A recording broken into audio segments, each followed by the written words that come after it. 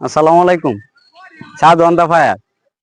তো গরুর কোড়াতে তুলে নিয়ে যে গরু বেচছি এটার ভিডিও কিন্তু আপনার করে দেখাইছি।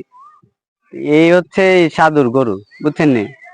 আপনারা যে এত মনে করেন যে গরু পালা কষ্ট, ঠিক আছে, কিন্তু আপনি যে সঠিক বুদ্ধিমত্তা কাজে লাগিয়ে কাজ করেন, তাইলে ওই কষ্টটা আপনার নিজের গায়ে লাগবেন।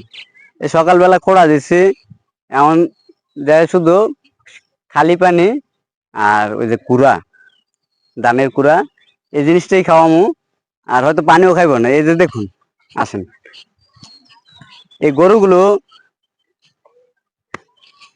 আপনারা তো ফিড ভুসি অনেক কিছু খাওয়ান, এই ঘাস যেহেতু মাঠে আছে খোলা দেন।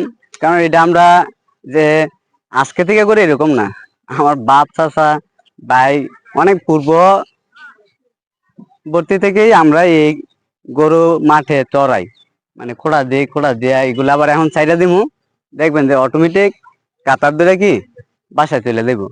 এগুলারও একটা মুরব্বী আছে, ওই মুরব্বীটা হইলো ওইটা, ওইটা হচ্ছে মুরব্বীরে যখন ছাড়মু, মুরব্বীর পিছে পিছে কি বাকি যে যুবকরা আছে এটা যাইবো।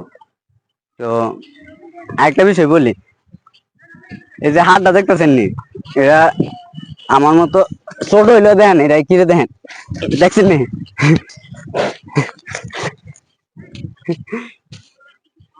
তো শোনেন, আনন্দের সহিত গরু লালন পালন করুন, কৃষি কাজ করুন, কৃষিকে ভালোবাসুন, আর কৃষকের পাশে থাকুন।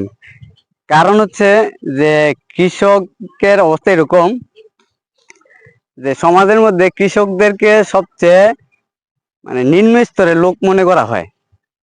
দেখুন, গরুর পাল ছাইড়া দিছে, এখন বাসায় চলে যাবে একদম সরাসরি।